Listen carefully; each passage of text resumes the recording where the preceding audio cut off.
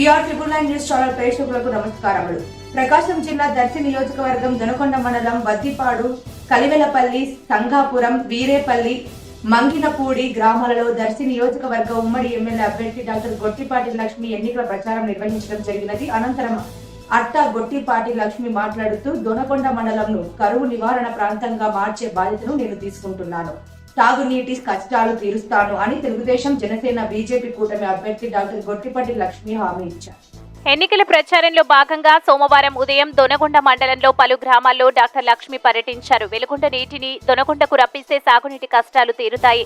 ఈ విషయాన్ని మన కాబోయే ముఖ్యమంత్రి వర్యులు తెలుగుదేశం పార్టీ అధ్యక్షుడు నారా చంద్రబాబు నాయుడికి నిన్న దర్శి వచ్చిన సందర్భంలో నేను విన్నవించడం జరిగింది.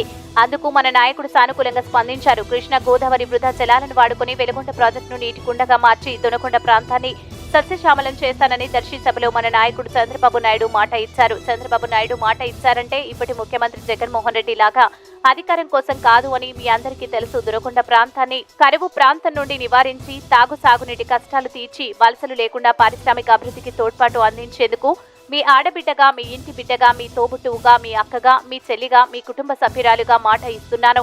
గొట్టిపాటి ఆడబిడ్డగా చెబుతున్నాను. నన్ను ఆశీర్వదించండి, అభిమానించండి. సైకిల్ గుర్తుపై ఓటేసి ఎమ్మెల్యేగా గొట్టిపాటి లక్ష్మిని, ఎంపీగా పెద్దలు గౌరవనీయులు మాగుంట శ్రీనివాసరెడ్డిని గెలిపించాలని ప్రతి ఒక్కరికి పేరు పేరున విన్నవించుకుంటున్నాను. ఈ కార్యక్రమంలో దొనకొండ మండల టీడీపీ, జనసేన, బీజేపీ నాయకులు, మహిళలు, కార్యకర్తలు, అభిమానులు పాల్గొన్నారు.